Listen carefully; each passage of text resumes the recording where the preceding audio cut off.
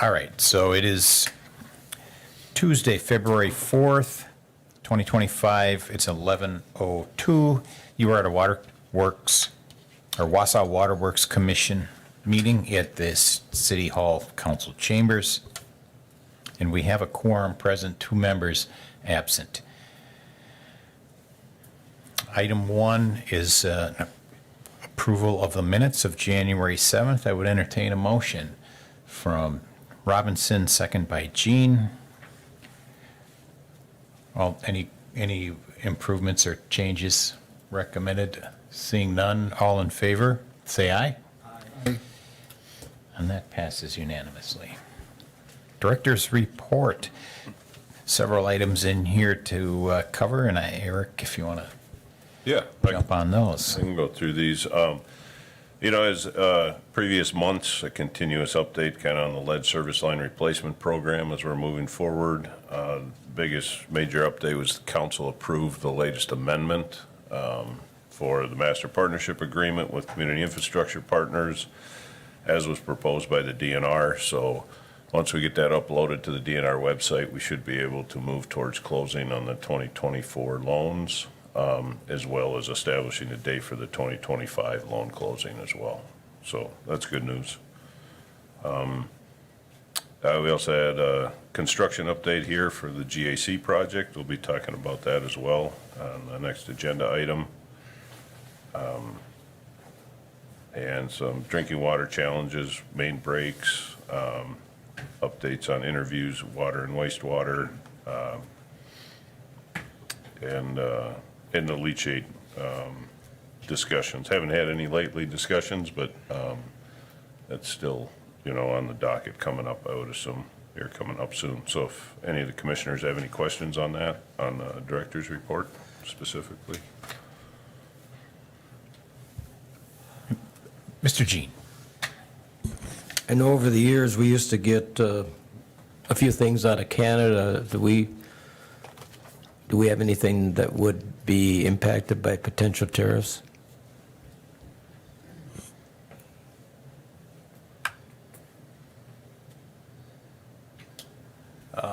For our Trojan UV parts, they used to come out of Canada, but they're opening up a new business in Michigan, and we're in the process of filling out the paperwork for that, so we shouldn't be affected by that.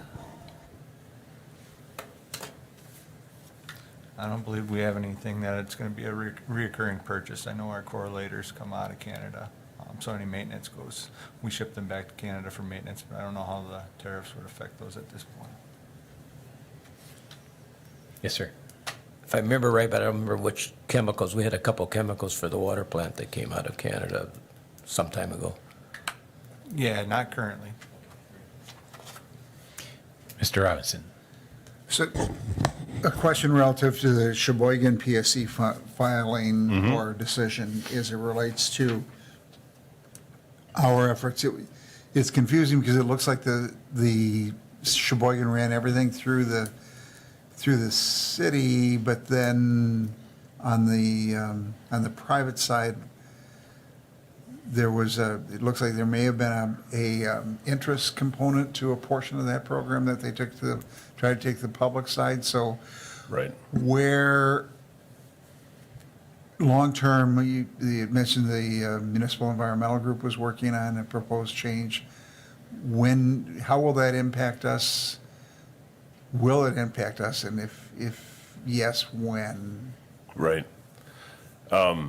For 25, it will not, because all of the private side is being funded through principal forgiveness. As we move forward in future years, if funding remains available and we don't have 100% principal forgiveness on the private side, that decision will affect us if there isn't a legislation change. Yes.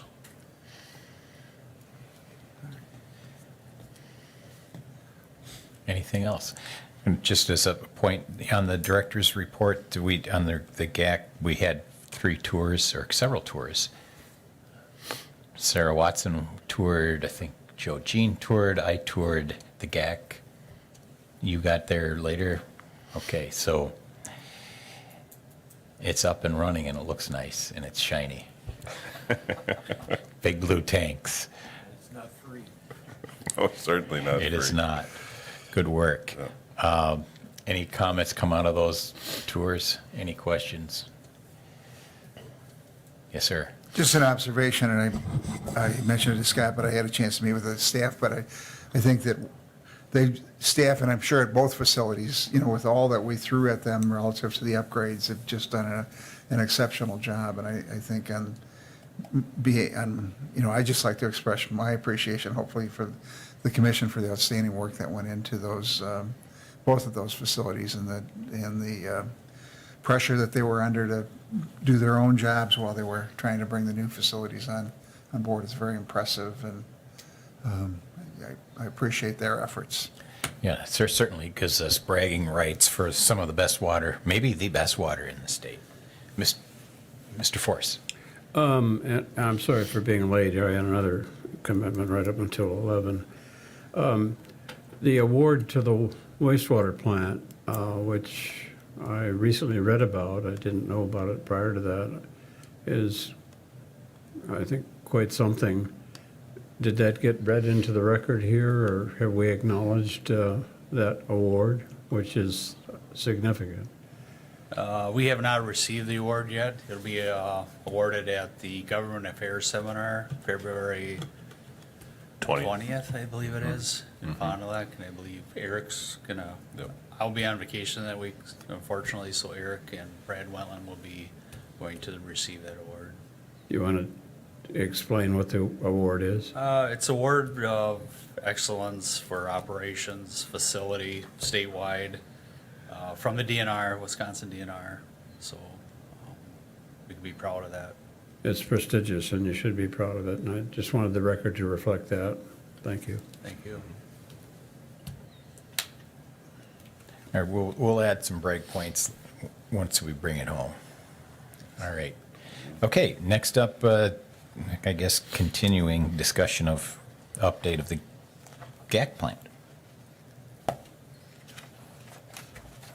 You want to take that, Scott? Yeah, sure. So there was some questions on operations of the new facility, concerns we may have as far as maintenance and ongoing operational costs. So there's just a short memo I wrote up, kind of outlining that. I mean, we're only into this about a month and a half, so it's hard to normalize a lot of these costs and a lot of these issues, but we did take a good look at what we're expecting, and if there's any questions, I can follow up with that.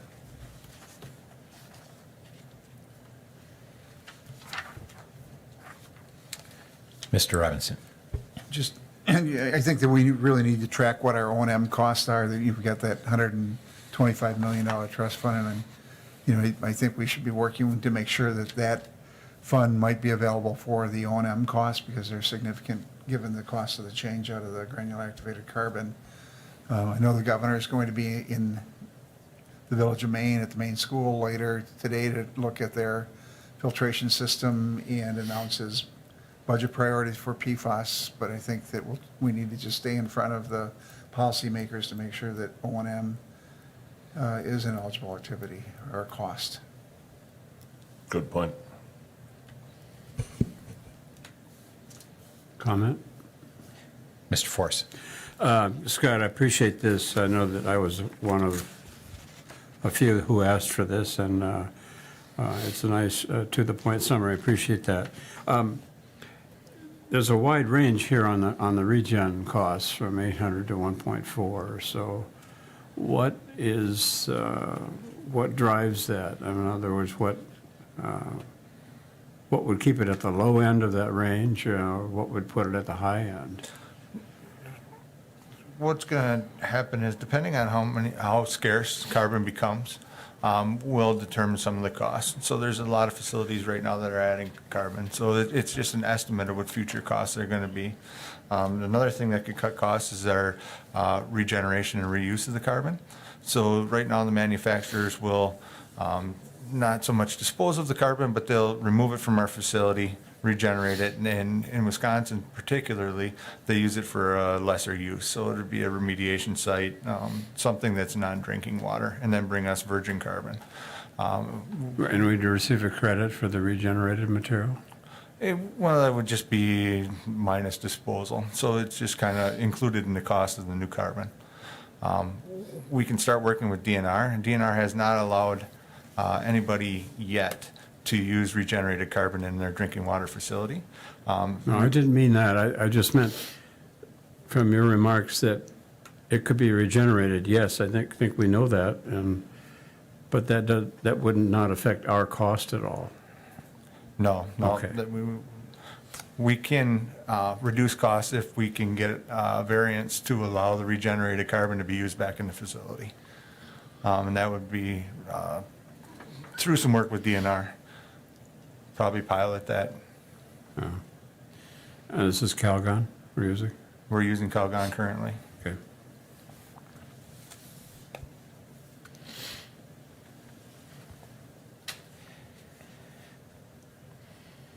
Okay, seeing nothing further, we'll move on to discussion and possible action approving sole source request for the purchase of aluminum sulfate solution from Affinity Chemical, and hopefully they're not in Canada.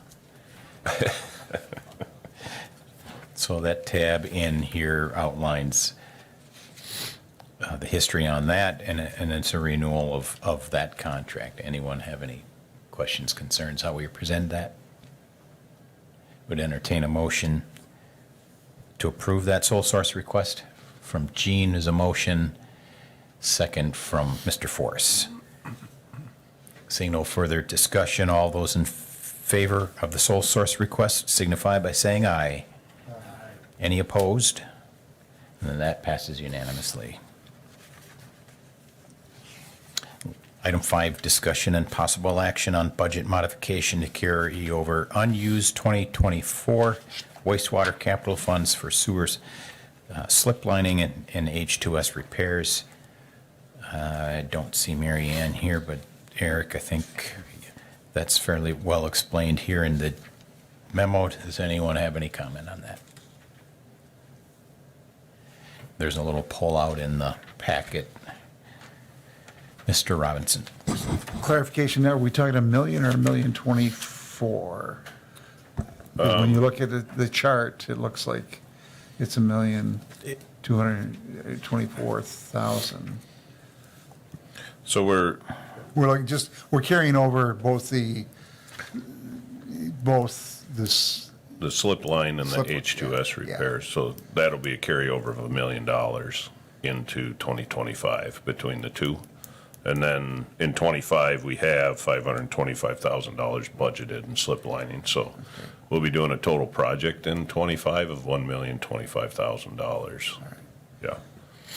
I'll move to authorize the carryover. Great, motion from Robinson, second from Jean. Any further questions? Mr. Jean?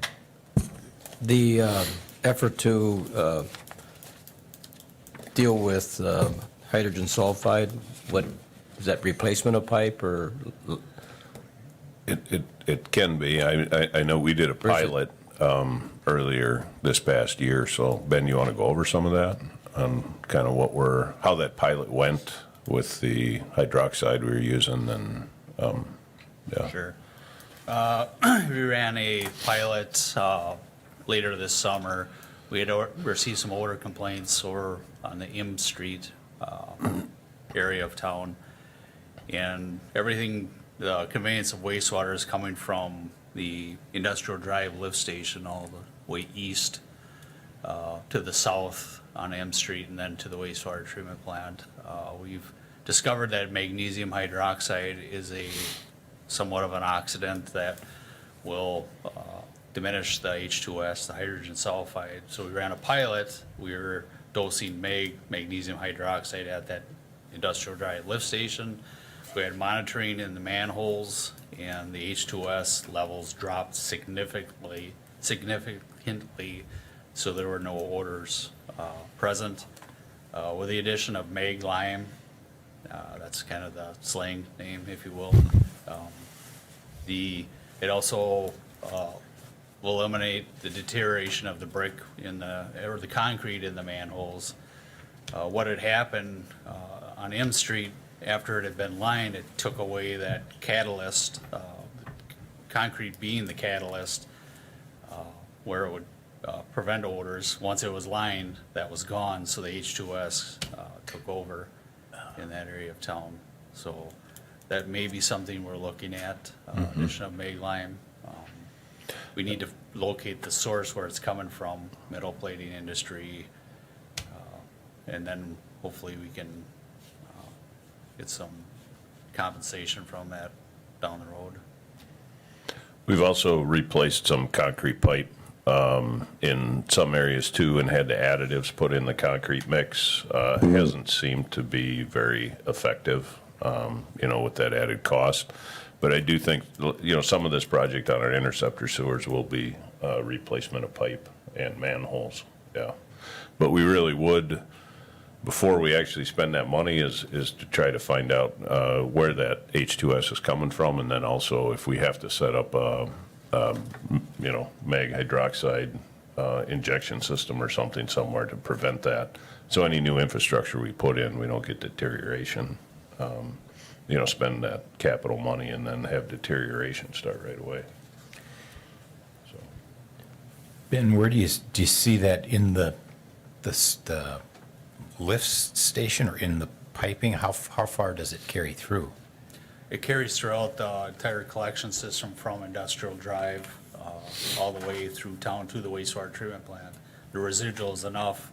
I believe we were dosing 75 gallons per day of this magnesium hydroxide, and that's not a lot to counter that H2S, so I found it a feasible method to counter the H2S. So, we would have to have somewhat of some construction at that site. We've even thought about dosing it further upstream, maybe where like Wausau Chemical is, at the lift station there, or manholes. So there'd be some capital involved with that as far as a building that would house the bulk storage tank. So in its infancy stages right now, a lot of planning needed yet, so. Question? Yes, sir. So the odor issue on M Street, has that been resolved satisfactorily, or? In the winter months, the hydrogen sulfide doesn't prevail as much, so it has not been taken care of, Okay. so. Okay, so where are we? We have a motion and a second to carry over the unused portion. Another question from Mr. Jean, go ahead. Turbulence always seemed to accelerate the release. I know there was a drop, and I don't remember, I don't know, I can't give you the specific location, I could take you there, but has that been addressed? I know it's on the, down from Colby and Colby a little ways. That I'm not aware of, Joe. I'll have to look into that. It runs on the street that would run south of Colby and Colby, and then we go cross-country a little bit, I think on an easement, and then we intercept it at another street, and I think it was there was a drop manhole there. That's M Street, yes. That is on the docket to get repaired this year, actually, with the capital money that is being carried over. So you're saying that if it's agitated, it gases off more? It does. Maybe we agitate it and gas it all off in one spot. All right. Okay, we have a motion and a second. Those in favor of the carryover of the unused 2020 capital funds for slip lining and H2S repairs signify by saying aye. Aye. Any opposed? And that passes. All right, the next meeting, we might want to talk about, and Gina may, and we can either do it here or we can follow up later. It sounds like we have one that will not be here. It looks like the Park Commission meeting is also on the same day, the 4th, March 4th, and we're looking to meet at 11. Parks, I think, is at 10:30. Is that correct? We would still have 3, assuming Jim Force and John Robinson could make it that day. What's the date? March 4th at 11 o'clock. So could we push it to 11:30 or something? Would that help? I don't know. I mean, I guess staff is open. But Well, it's 20 after, and Sarah made it maybe Right. 11:30 I'm good with. Sure. We'll check the room here.